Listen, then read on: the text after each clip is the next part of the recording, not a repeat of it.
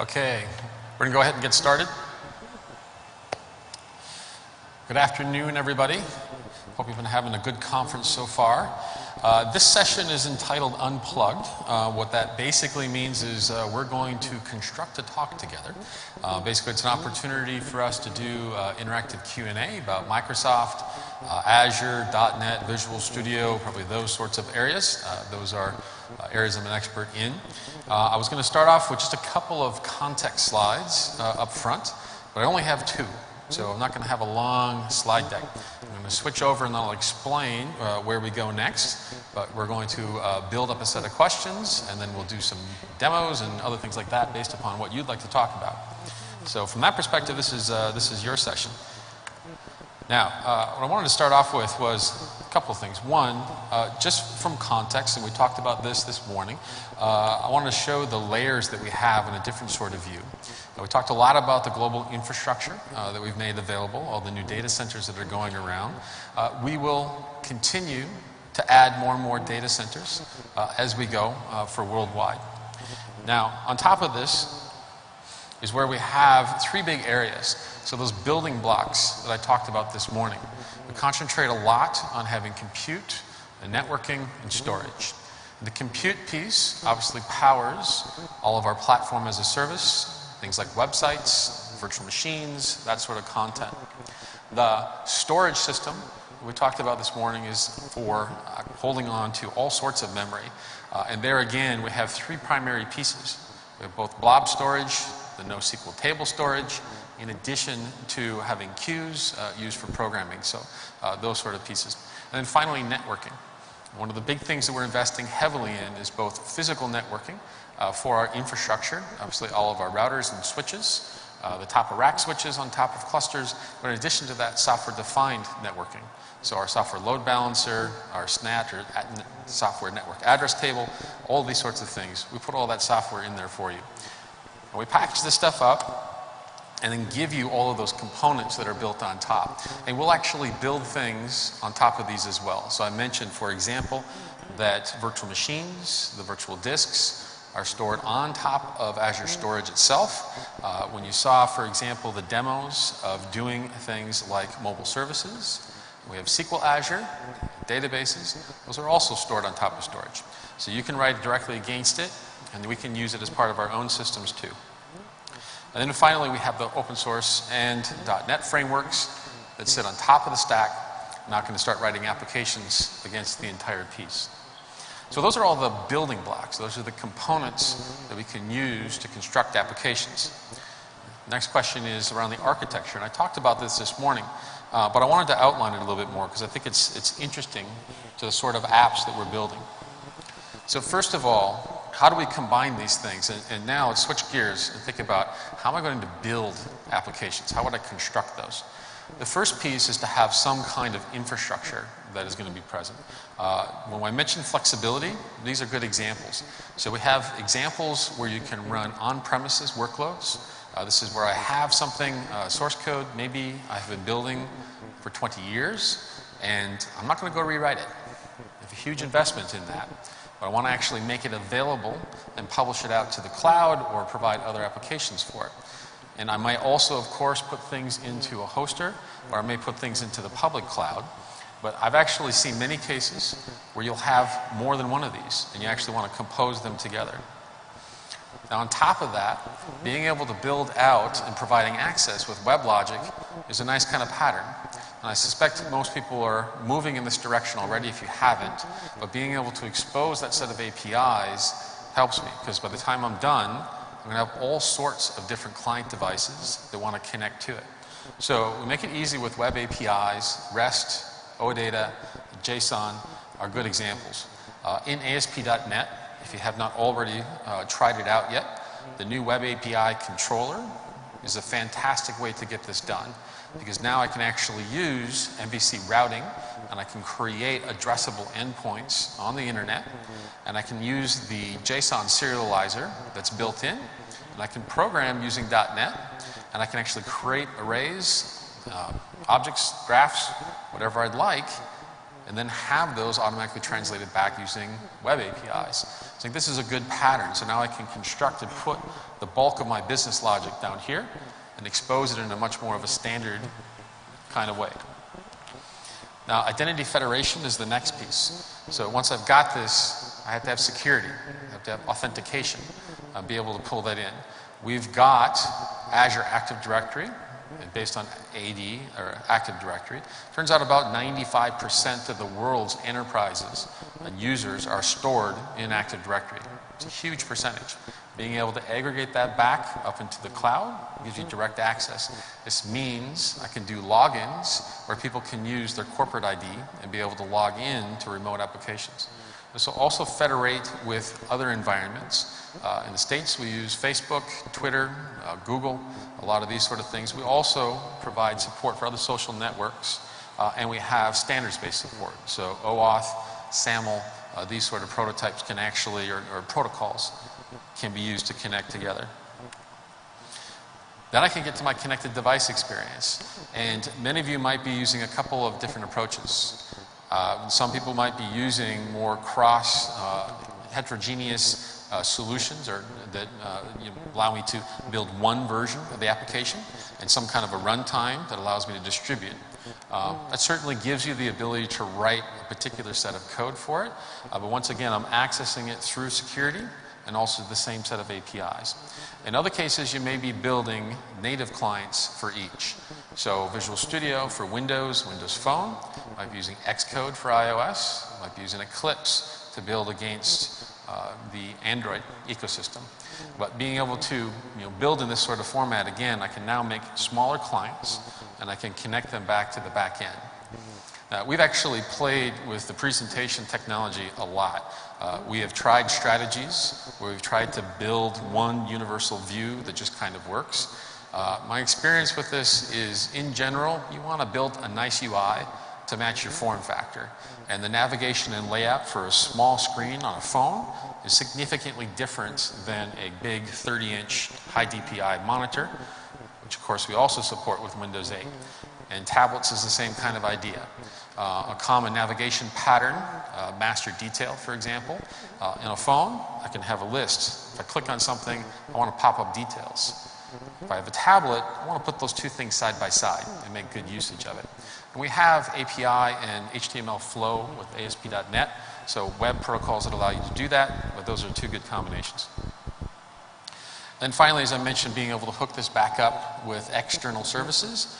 In this case, I happen to have shown Facebook and Twitter as an example. However, any social network that may be popular, and obviously in different parts of the world, there are different networks that we may all be associated with to be able to connect with. And so, we want to have support for that too. And then finally, tying it all together, we want to have application lifecycle management. This is where we showed before how to integrate teams together and be able to do the continuous, integration, continuous deployment, those sort of contents, and be able to do this. Very typically in this environment, we will build a back-end service and we might have different teams. So I'll have a team that is releasing the service on a very regular basis and doing API versioning, forwards and backwards compatibility. And you may have different teams then working on the rich clients, depending upon the size of the project. In which case, I'm going to be releasing at different cadences. And so getting the versioning right, getting the protocols right, obviously a super tricky thing to get done, very important for that. Anyway, those are my two slides that we had that I just wanted to provide a little bit more context on some of the stuff that I talked about this morning. So now we get to the part where we build the talk together, which really relies on everybody here to be able to help out with that. So 3 steps that we have for this. Step number 1, rather than doing a long kind of question and answer bouncing around the room, what I want to do is collect a set of questions that you may have up front. Pick your topic. So we're going to grab those. What I would ask is we have a couple of folks with microphones in the back. And so if you can raise your hand when you have a question, then we'll bring the microphone over. That is both for the translation piece, But in addition to that, for the streaming component, so that people that are watching online will have an opportunity to hear what the questions are as well. So appreciate your help. Next thing, we're going to group all the questions by different subject areas. So if we have a lot of questions on one area, we'll put those things together and build those. And then finally, we'll go through and start answering all those questions. And then we can do follow-up. So if I didn't quite get your question right or answered the wrong question, just raise your hand again and we'll go after that.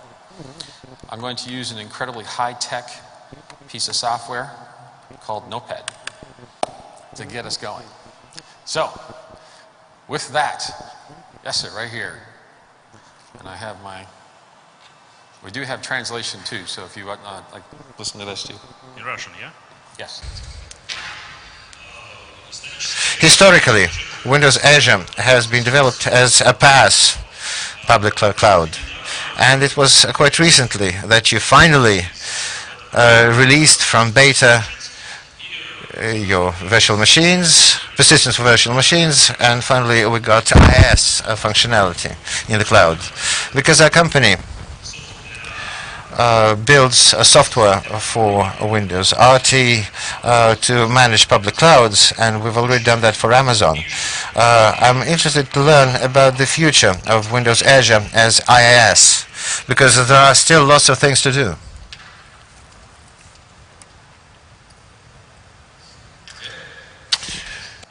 Should I speak in English or Russian? You can pick either. We have translation. Okay, so basically, from what I've seen, Azure is configured using the Azure Management Portal, which is a web tool. So you can go there and click it by mouse and then set up and tweak all your stuff. But this is maybe not something that many companies want in a corporate environment where you want to version and control the changes to the environment. For example, if you want to add some instances or go from a free instance to reserved or vice versa, then you want to see what was the impact and and then roll back quickly or move forward if you don't like the result. So is there a way to do this? First, is there a way to version the setup?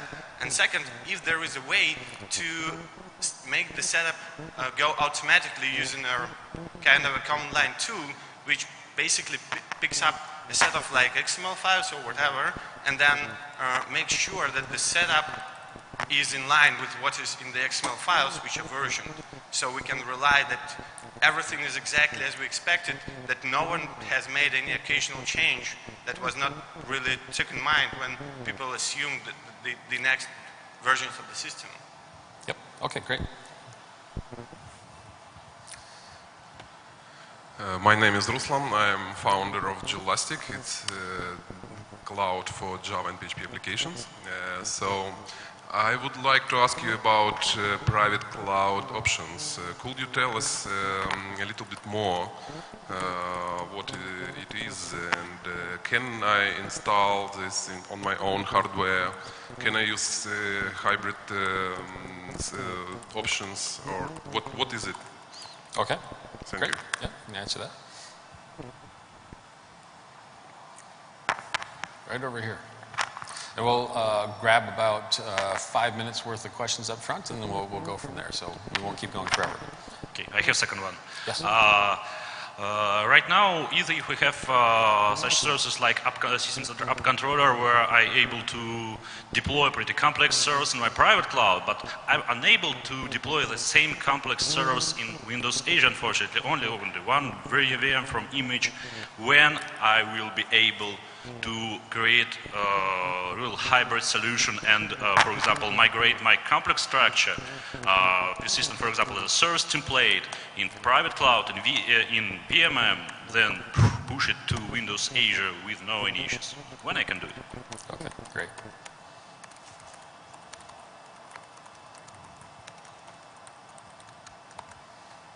Okay. Hi, I have additional question. The question is, how many people work on Azure? What is the process of development and testing? And what tools and libraries, how many other instruments do you use in your work to make quality instruments and services? Thanks. Okay.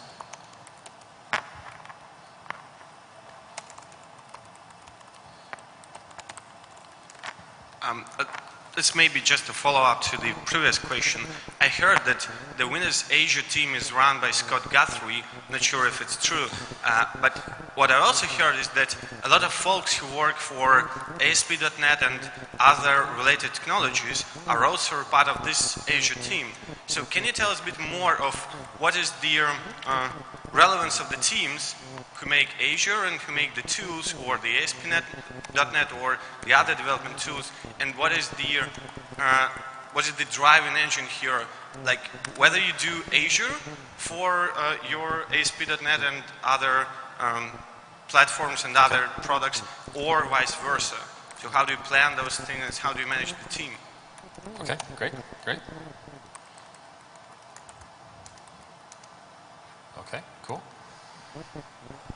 Any additional questions? We'll line these up and we can start.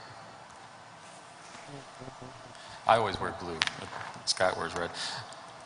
Okay, tell you what, let me go ahead and organize these through and we'll get started, and then we can collect a different set after that. Let's see, PAS, deploy. What I'm going to do is sort these. Okay. Yeah, deploy. This is similar to deploy. Private cloud. And Azure internal. Let's take these. These are straightforward.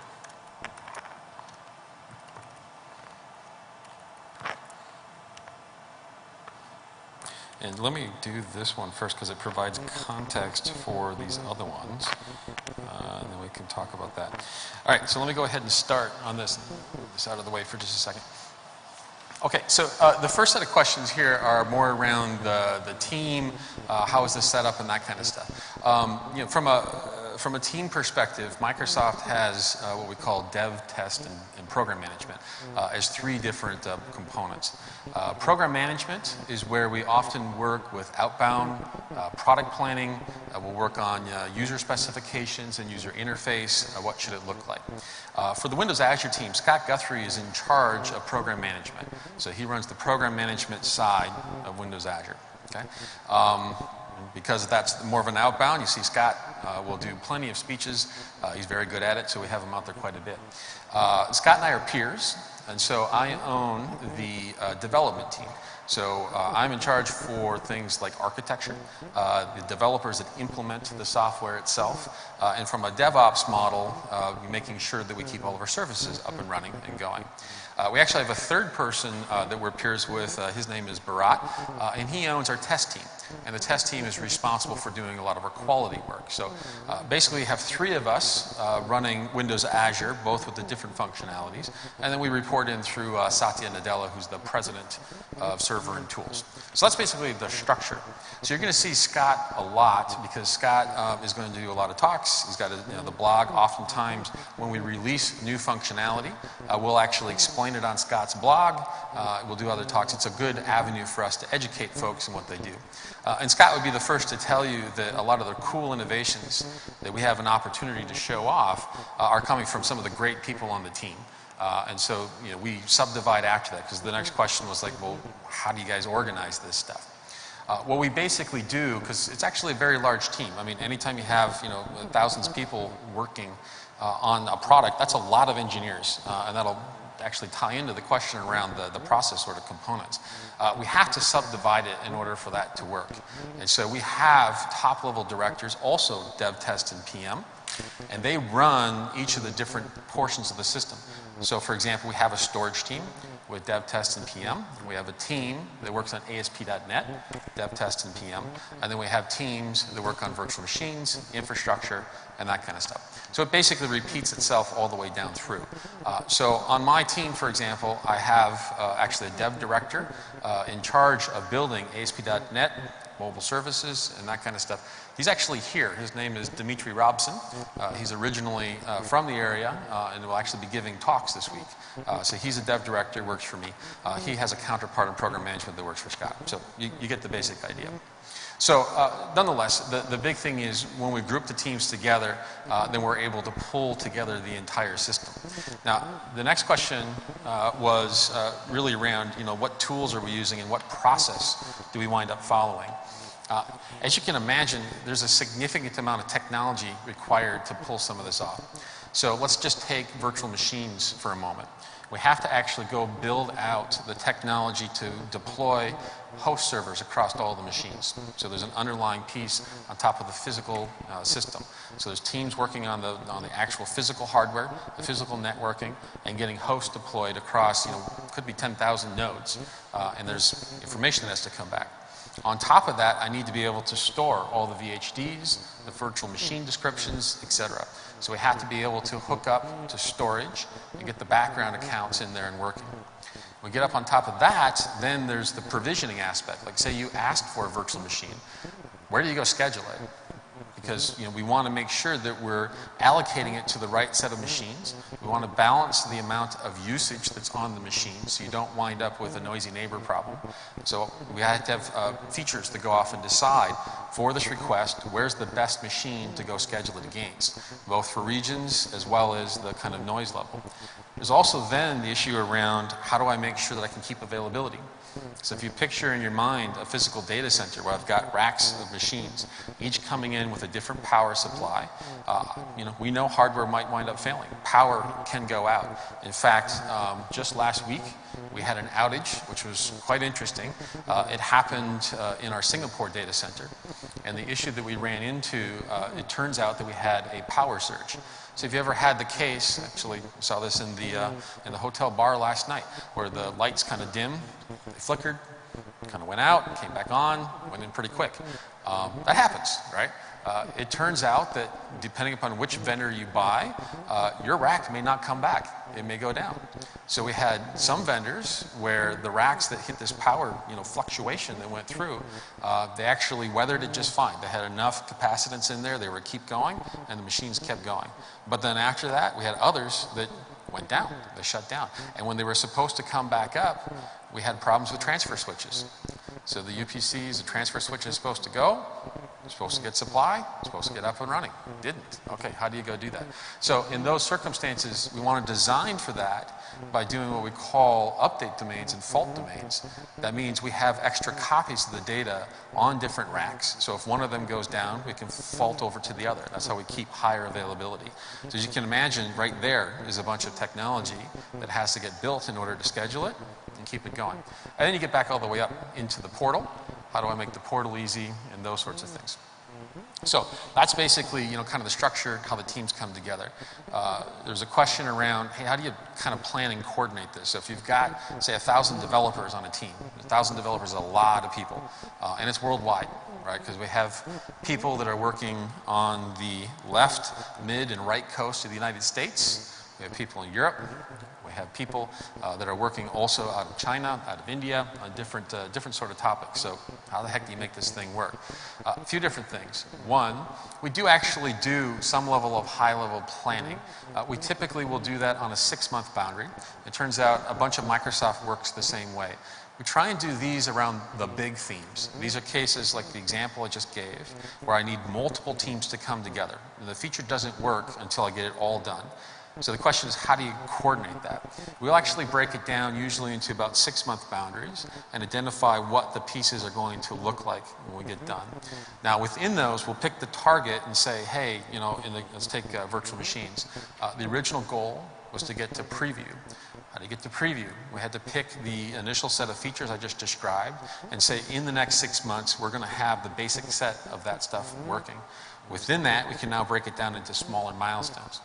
Once we get it into the smaller milestones, then we can distribute it out to the actual teams, and the teams don't actually have to then do a lot of extra coordination at the top level. And so this is where we get down to what I talked about this morning, where we wind up having smaller teams that are able to ship once a week or once every 3 weeks. It really depends. As an example, for the teams that ship the portal, the user interface that you see, it's ASP.NET, .NET application, basically posted up just like a normal website. For that type of interface, we can actually ship that one very, very quickly. We can do A/B testing on it. We can ship new versions because the protocols underneath, like the design was showing, are actually pretty straightforward. Now, for the storage team, as you can imagine, I don't want the storage team shipping every week. When I ran the .NET team, I did not want the garbage collector and the compiler shipping every week. Because when's the last time C# made an if statement go the wrong direction? You had that problem? I hope not. I hope not. You should never have that. I mean, but think about it. Like when you're working on these lower level engine components, you're working on the compiler. Part of what it's supposed to do is figure out if the if statement's true, you go down to this block, or else you go down to this block. So if you have compilers, garbage collections, storage, if these guys are shipping very regularly and introduce bugs, the whole system comes down. And the other problem with something like storage, if you get this wrong, then you can have some really, really bad problems. You can erase data. And so we've actually had examples of outages, kind of test scenarios, where some kind of control plane on a test cluster accidentally did a format against the hard drive. Now, the good news is I actually have people on my team, on the dev team, that actually worked in Windows and built NTFS, or the NTFS, the file system, and actually wrote an unformat command. Have you ever written one of those? Yeah. It's fun. So it turns out, this is actually pretty interesting, it turns out you can go in and look at the table, because the format as it goes in erases the master block table, the table up front that describes where the files are. If you know the format, you can come back in and recover it, and you can kind of look for the other data structures, and you can basically unformat a disk. I wouldn't recommend doing that. It's not for the faint of heart. But, so it's just an example. And it's mostly to say that what I wind up doing is then splitting up the work. We have stuff that can go very fast. We have stuff that we want to be more intentional about. That's where we're going to do, much more work on making sure that the stuff is up to speed and do extra quality testing. Now, with respect to the tools, we actually have a significant number of tools. A lot of them are actually internal. So we will use Visual Studio to do a lot of development. For example, let me log back in here. We will use Visual Studio, of course. And let me change my screensaver so we don't start timing out. I have an IT department too, and they like to do that. So we'll use Visual Studio to go build applications.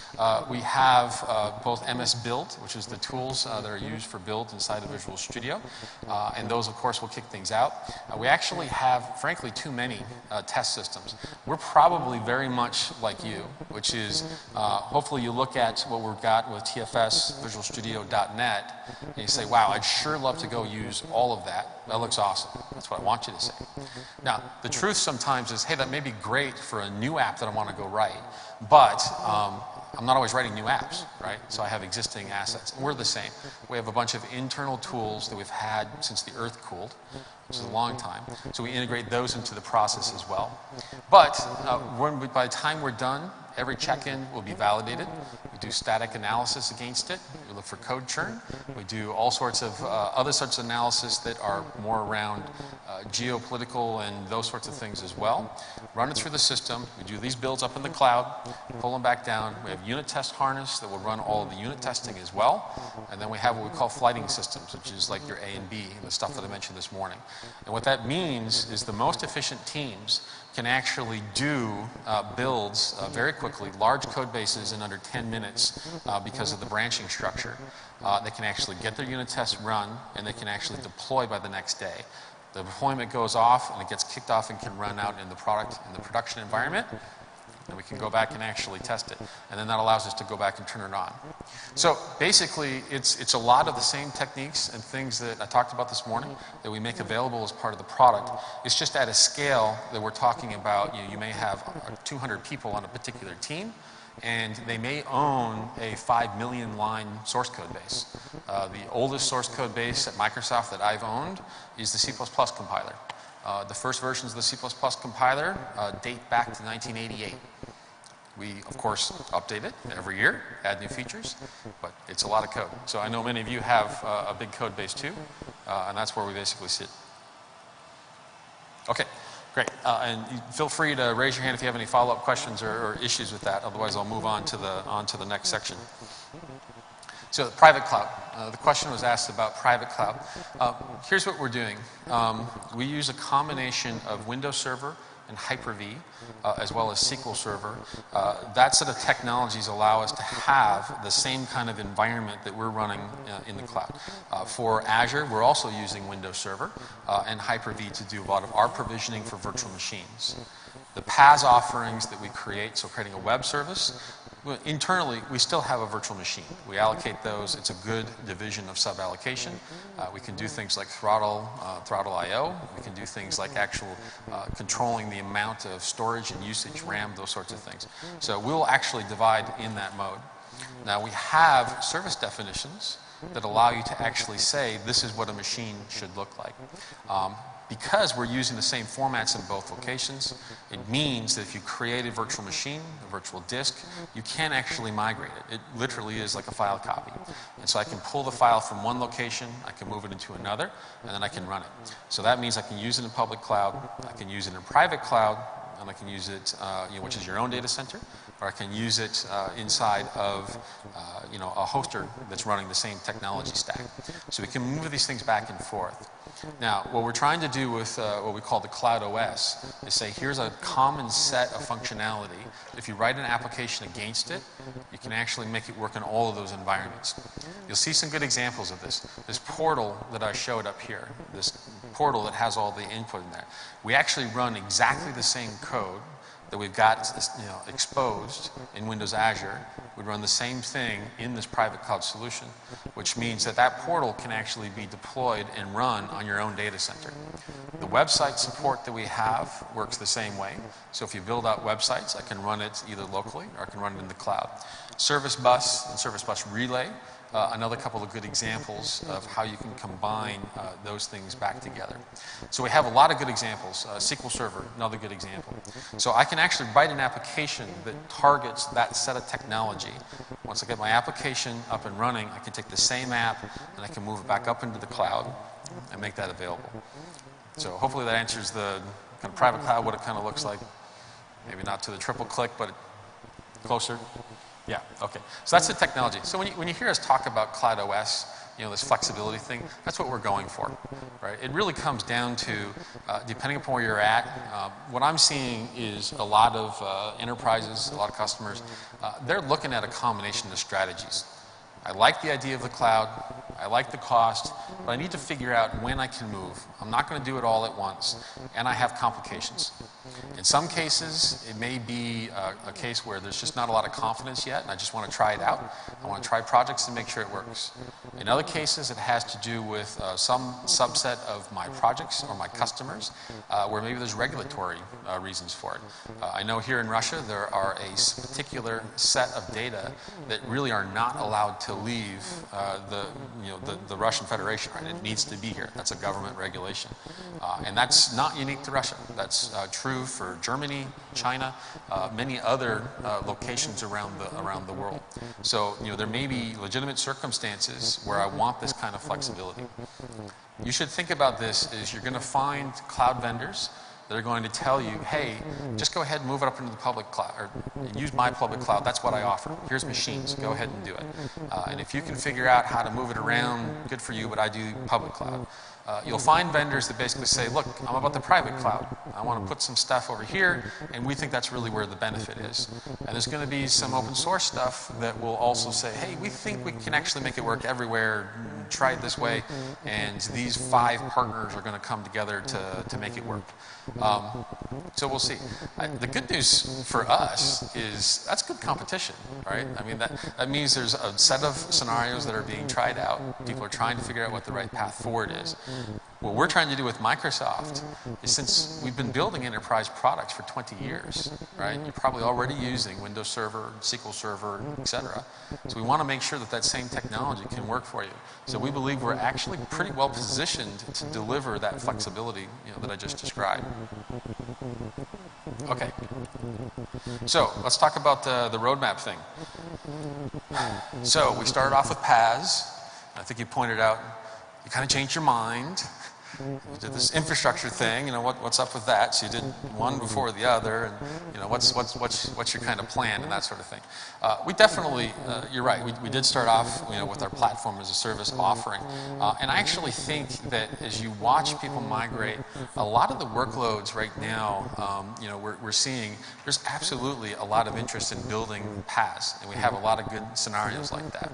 Okay? But then what we're also finding is that you need some kind of a bridge to help. Not not everybody's ready to do it. I mentioned that before. And so being able to expose the virtual machine functionality, which we actually did build internally. We actually did have virtual machines. It supports our PaaS offering. And we had a lot of requests saying, can you give me that? I would like to have that. So that's when we brought it out, did the preview, and now have brought it into market so people can use it as well. What I see is a combination of a lot of people will come in and say, look, the infrastructure as a service, the virtual machines, is a great way for me to get started. I can use existing workloads, I can pull them through. But I have new projects that I want to go target the platforms, and I want to be able to write against it. Because this elastic scale, being able to auto scale up, just basically set the limiter and say, I'm willing to have 8 boxes working on this, but I only want to pay for 1 if that's all I need. You either have to go build that technology, or we can build it for you. And so, for example, internally, we do the same thing. Our internal systems that actually manage where the machines are, which ones are up, which ones are down, we actually do implement that software as a service itself. Now, we've got an internal implementation of Paxos. We can run active instances where we replicate the state across all these clusters. Just think about it. When you go off and create a new virtual machine, the last thing you want is you created the virtual machine over here, the stack goes down, and this guy doesn't know about it. Your machine's been lost. What happened? Well, you need high availability. So we have internal systems to kind of force that through, and we use those internally. But with something like the PaaS offering, we actually build that in. And so things like load balancing instances, like if you want to pay attention to where everything is, you can do it. You have full control. But I actually think that programming model, where you get these other benefits, is actually really cool. And so we have a lot of people in there. So you're going to see a combination of people using infrastructure as a service plus using platform as a service. And you're going to be able to mix these things together. And I actually think that's going to be a very popular programming version of this. I'll give you one case study that's probably interesting to a lot of folks. There's a case study we've published with EasyJet. EasyJet is an airline corporation. And they have an example where they had a call center or reservation systems. It's been running on premises for a really long time. And it's even not something that you'd want to take and shove into a virtual machine. You got custom hardware, you got people that know how to run it. I'm not going to go rewrite it. But when you think about it with mobile, now I get to the point where how do I provide a phone application that allows you to actually connect to the thing and be able to actually, use it, right? I mean, I want to have that, and I can't rewrite all of it. And so that's a good example where being able to use existing software, but being able to bridge it back up into the client is actually important. So this kind of flexibility thing, okay? Let me show you that real quick, actually, because I think it's actually, I'll show you a demo of exactly that. One of the features that we've got for Service Bus is the Service Bus Relay. We'll take this. So let me show you this. So grab your device. Everybody have Wi-Fi connection? This address, which is right here. See that address? Okay, get a browser open. Put that into your browser, like literally right now. Grab your thing, put it in there. You can try it out. So let's try this as an example. Okay? So what we want to be able to do, let's simulate this thing. Let's say that I've got a here, we'll go pull this up in Visual Studio. Not the notify source. Here we go. Now, here is an application where what I want to be able to do is say, hey, can you see it? Yes, let me put it there. This is the URL right here. http jasonzmessage.azurewebsites.net. So let's try this example. Okay. Let's say I want to do something where I've got on-premises software, already exists. I can expose a web API on top of it so I can gain access to it. But I've got to be able to tunnel through the internet. I'd like to hook up some kind of public points of presence. Could be a website, could be a mobile, device or that sort of thing as well. So let me pull up some code here. Now what I'm going to do is I'm going to actually make my laptop that's sitting right here. I'm going to make this my on-premises machine. So you have to imagine a big rack with a big fancy piece of software. Now, what I'm doing here is I've put a service bus relay up into the Azure public cloud. That means it's an addressable endpoint that I can actually access from on-premise. So I can use my existing on-premises, pretend that this console app is my call center application. And all it's going to do is it's going to connect up to Azure and just read the queue and say, hey, when people ask for stuff, go pull the message off the queue and go ahead and do something with it. And ours is going to be really, really simple. We're basically just going to come in and we're going to take a message body that somebody posts and we're just going to print it out to the console. So I'll go ahead and launch this guy. And it's quite literally console application. So what this is doing is I'm now starting up. You can see, hopefully you can read that, where it basically says, hey, I'm starting to listen to what you're doing. That means I'm on premises, and I'm listening to stuff up in the cloud to see what the heck's going on. Oh, you figured it out already. Awesome. So, how do we do that? Well, look. Okay, now I'm going to flip back over here. What the heck do we do with that thing? Well, we got to have a website up here. So this is an ASP.NET application. This website here is just type a message. Let's go ahead and I actually have a version that's up and running. And that's the one that everybody's connecting to. I probably should have turned that off before I do the demo. It's not as much fun afterwards. But here's the existing version that's published, which some of you have hit already with a question mark. If I change this one over to Moscow, I can go ahead and do a build against it on my local machine. So here's my build. And then what I want to do is just publish. So I just right-click, and I'm going to say publish. And I've actually got it hooked up. You can see the original version has question. I'll go ahead and do a publish here with ASP.NET. And this is part of what we saw this morning. I did a check-in, it gets tested, etc. In this case, I'm just doing it directly, so I don't have all the test cases hooked up. But we're actually publishing it back out to the site. And now I have the question for Moscow. Hit enter on that guy. Let's see. Here's my console app right here. I've seen that band. Let's see, there's my hello from Russia. So if you hit this, you can basically come through. There's a lot of fans of the band in there. Okay, great. That's the danger of doing a live demo and allowing people to write messages that can show up on your screen for anybody to go read. Yeah, good content. But I think what you can see there is this is just my laptop, right? But this same machine could be provisioned and running on my on-premise side. And so now that we've done this, if we flip this back over, I have my website. Here's the new version of it. And I just happen to have the website, so you can see the message came through. Now, imagine that this website was using Web API Controller, and what it was doing is exposing an API back that could now be used by all your mobile devices. So now I can start writing, in this case with EasyJet, I can start writing my mobile check-in application. And the nice part about this, I don't actually have to flow the data into the cloud. So imagine that application. I can now come in, launch the app, let's say it's on iOS, I pull up my airline reservation app. I can type in my frequent flyer number and say, show me my reservations. Well, all I'm going to do is go from Coco, on the iOS side. I'm going to pass the reservation along up to the web service. The web service is going to post to the queue, just like we did right here with just plain text. That queue message is now going to be read from the on-premises site, and it'll come back and say, let me read it. Boom, here's your data. You can pull it back out the other direction. So you're really only flowing the data that was asked for. So now when I do the check-ins, I can actually handle both. It's actually kind of powerful, because now I can utilize what I've already got. I'm putting a small amount of code in the cloud and a small amount of surface area, and I'm able to hook up all these other devices, in this case a website, and it's actually pretty straightforward. Now, of course, I could take that same app, and if I were ready, I could move the entire thing up into the cloud. Then I'd be off and ready to go. Okay, so hopefully that's a good example of that. The next questions here were around, hey, deploying complex versions, autopilot, or being able to pull up the other things and that kind of stuff. Let's start with the deploy the complex versions. So I think you saw, the ability to be able to do easy deploy. So with the websites, I just made a change, right-click, do a publish, and go. That works perfectly fine for that application. It was a very simple application, not a very large one at all. Sometimes you may have applications that are short-lived. You may, for example, you can create like a campaign website where a campaign could be a commercial thing for a soft drink company or take your pick, where its only job is to show up.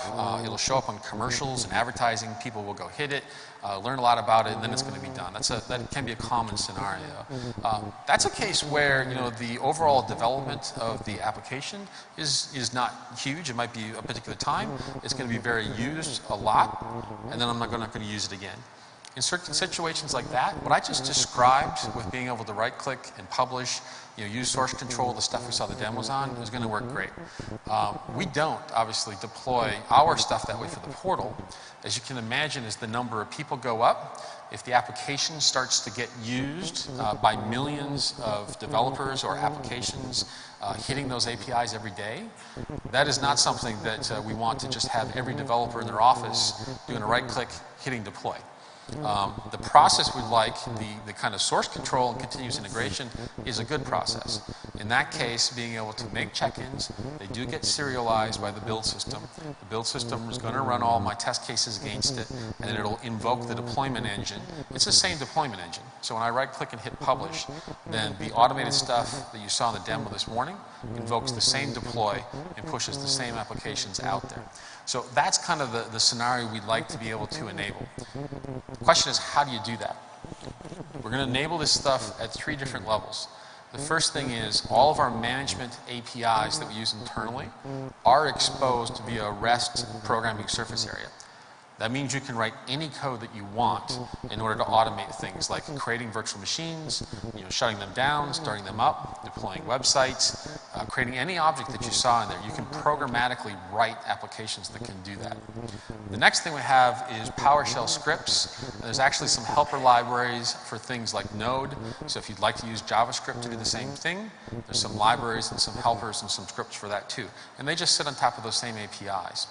The third level up on the top is the portal. And the portal itself, again, it uses the same APIs.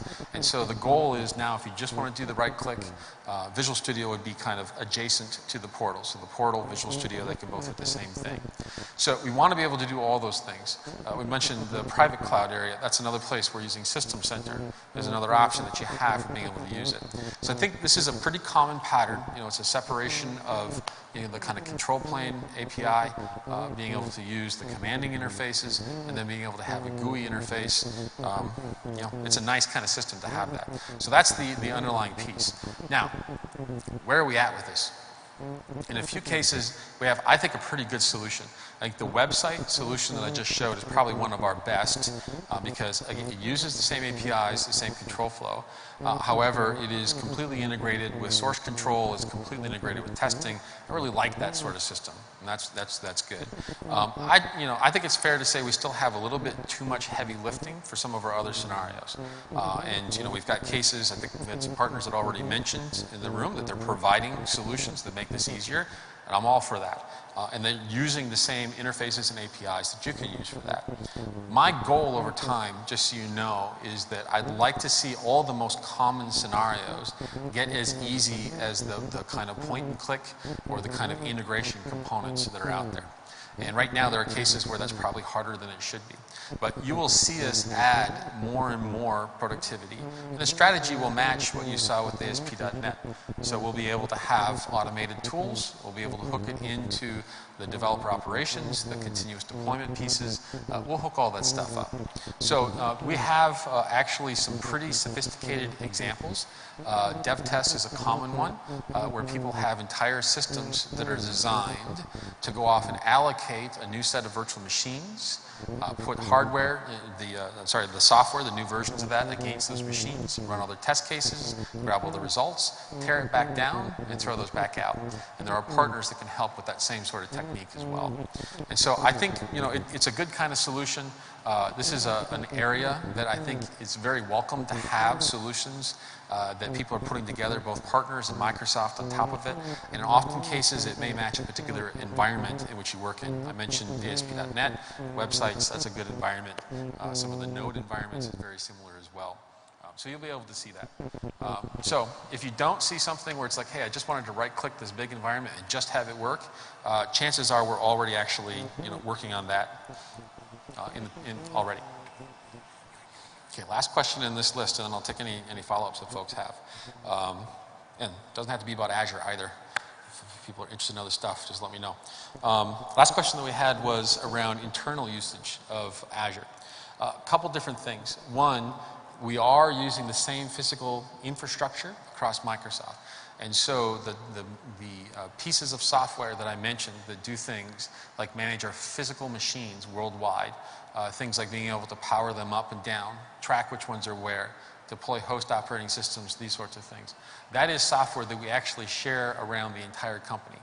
Now, a lot of our software for services, we've actually been building for over 10 years. So if you take something like, Outlook.com, if you take, we've got SkyDrive, you've got Xbox Live. I don't know if we have avid gamers here, but Xbox Live, it's been around for a while. Windows Live and the identities, the Microsoft ID systems. So these systems are things we've been developing for over 10 years. What that means is a lot of that existing software was built with its own custom software too. Now, a bunch of this is moved over onto our underlying pieces. The bottom pieces will start off at the physical management.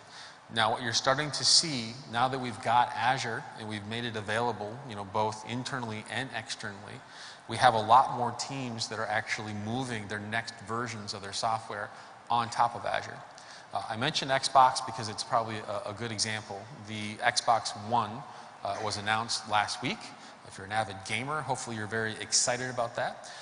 You probably also saw the Xbox team talk about the new online services, the next version of Xbox Live that goes with the new console. We have a significant investment in a bunch of that new code on top of the Azure platform, using a combination of things like tables, storage, those sort of systems as well. And so, if you log in and you're playing cloud games, you're going to wind up with there's a storage account under there, and it's storing data, across that system.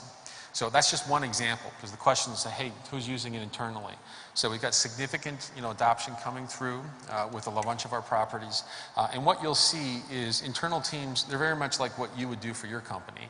You're probably not going to get an opportunity to go rewrite all your software next week. That may be fun. Sometimes it's good to be able to start with a clean slate. It's just not realistic either. And so what we're seeing is people using the lower parts of our stack in order to bootstrap themselves and get to a common base that helps them. Common hardware management is a great example. And then as they do new versions, and I just use the Xbox as an example, they have an opportunity with the next version of the software to start adopting more of the public interfaces that we have to just go use these big systems. We have massive uptake of that internally. I had mentioned this morning that we are doubling our capacity every 6 to 9 months. That means in the next 6 to 9 months, we're going to add twice as many cores, compute cores out there, and we're going to triple the amount of storage that we have in the system. That's a significant uptake.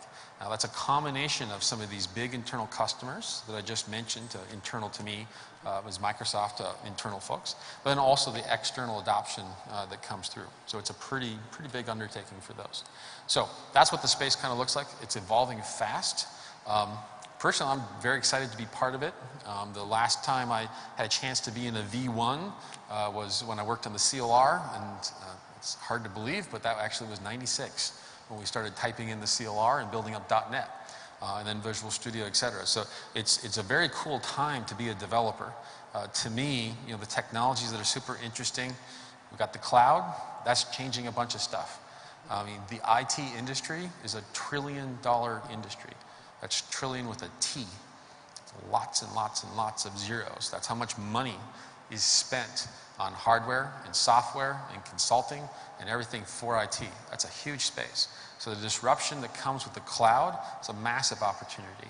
The proliferation of devices, having devices worldwide, connected everywhere, a bunch of them in your pockets, the app stores that are coming through, huge. That's just really an awesome opportunity to look at the next version of software.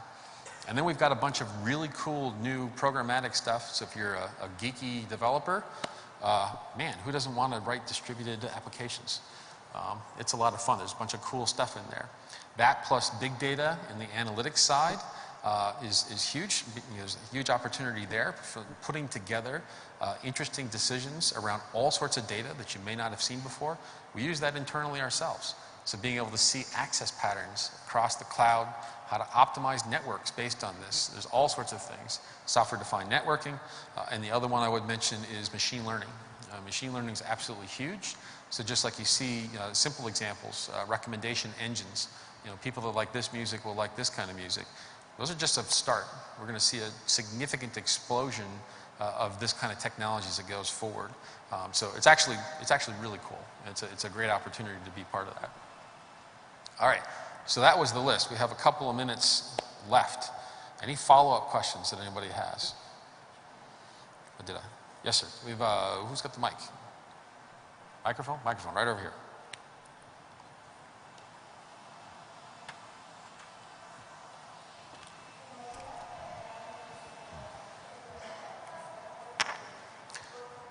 I'm sorry. He flinched. See, at an auction, that means you bought it. Okay, so I just wanted to come back to my original question.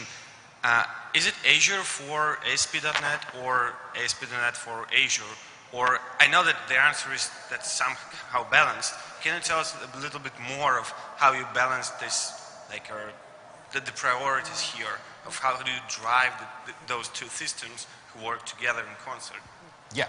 Okay. So take these off so I can hear. Yeah. So we are building ASP.NET, and ASP.NET is a great example of a system that we're investing to work on the Cloud OS. In other words, we have the same version that can run in Azure that we have that can run on Windows Server, or in the kind of private cloud sort of scenario. So we have a team that's dedicated to just constantly improving, that system. You've seen the latest versions of MVC that have come out, the Web API controller content over the last couple of years, another good example of that. We actually open sourced a bunch of ASP.NET because we actually wanted to also have the community be able to contribute. And if you wanted to see bug fixes or features faster, you want to move, really fast on that stuff. So we're full steam ahead on that. We're investing a significant amount of resources into .NET, into ASP.NET. We're going to keep going after all of that. There is another part of the ASP.NET team that concentrates on the technology for doing the hosting piece, right? So just like you can go in and deploy IIS, you can add .NET and ASP.NET, and you can control the entire thing. You can do that. What we wanted to do was to make this website's feature, the one you see in the portal, I want to make that super easy. That means we can go in and manage the set of VMs. We can give you a multi-tenant solution, so we can pack more of them in. Helps you with the cost and that kind of stuff. Then also the kind of web deploy framework. So there's another part of the team that concentrates on that. That technology is designed to run both in Azure, and that's why you can go up to the Azure public site, do create website, use Visual Studio and publish. But it also runs on the private cloud, which means that we do have the ability to do the same sites and be able to go run those things. So it's a good kind of back and forth. So in that case, we're absolutely invested in ASP.NET, and we're investing in the website content to be able to go off and create that. What we may do internally is we may have different versions that we implement internally to help, because the scale that we run in Azure and run worldwide is different than the one we run in the private cloud. So there's other places where we'll kind of combine the two. So we're full steam ahead on investment. I hope that answers your question. Is it sort of? Okay, come find me afterwards. I'm not sure if I got it just right or not. All right. Any additional questions? No? Okay. See, you stood up. You flinched. Okay. Just follow up on the previous answer. I'm not sure if it was sure. Right now, there are two published technology that Microsoft supports. Right now, you can publish into Azure, into a proper pass, as well as web deploy. Both technologies, if you look underneath, is essentially a zip over some kind of folder structure. Are you planning to ultimately, I'm oversimplifying it, are you planning to ultimately kind of merge web deploy and the endpoints for private clouds with public pass kind of CS package format and the protocol? Mm-hmm. See, that's not fair, because Victor's actually in the dev team. So he works for Microsoft. So I should be asking you what, no. Because, I mean, our plan on this one, Victor's right. I mean, we have the web deployed technology. That's the piece that I was mentioning that works in both of these scenarios. So it's easy to deploy back and forth between those. And over time, what he's basically saying is, hey, do we get to the point where we can, kind of make that even higher fidelity? And the answer is yes. Right, so right now, web deploy is going to work in both. I can get my sites actually deployed on both sides, but then we'll, of course, over time, try and make these even simpler, even easier, and that kind of provides you that flexibility that I was talking about too. It's just kind of a point in time thing. So, awesome. Last question right here. Yes, you win. Your last question. It's kind of question again about your roadmap. I can see that Azure portal growing constantly, and with respect to infrastructure as a cloud. For example, I migrate all my data center in Windows Azure, but in IIS, and I have a lot of different typical workloads there: SQL Server workloads, Exchange workloads, etc. Will I be able to manage it and to monitor it from Azure portal, not using some additional software, additional services, but directly from portal? Yes, and the short answer to your question is yes. And what you see that we have today, we have some of the basic, sort of content in there and ready to go. We give you counters, we give you the logs, so you can go after those sort of components. I think over time, the thing that we'd like to be able to do is to provide even more analytics and more kind of default things. Because we have all sorts of internal tools that we use. We actually have a prototype of, or in preview, HD Insight, which is a version of Hadoop that you can actually run on Azure. This is another example I didn't talk about, but if you want to go run, 100 nodes of Hadoop and run a Pig or a Hive job on it, you can absolutely do that. Another good example of doing log analysis, getting alerting back, and then finishing that entire cycle. I think you should expect us to continue to invest in that space, and you're starting to see more of it come in. And the probably most interesting for you is that's the stuff that Victor actually works on. So if you turn right around, the guy right behind you is in charge of figuring that out. So if you have good ideas, the guy in the blue shirt, make sure you tell him exactly what you're looking for, because we are working on some stuff that'll help. All right, with that, I'll say thank you very much.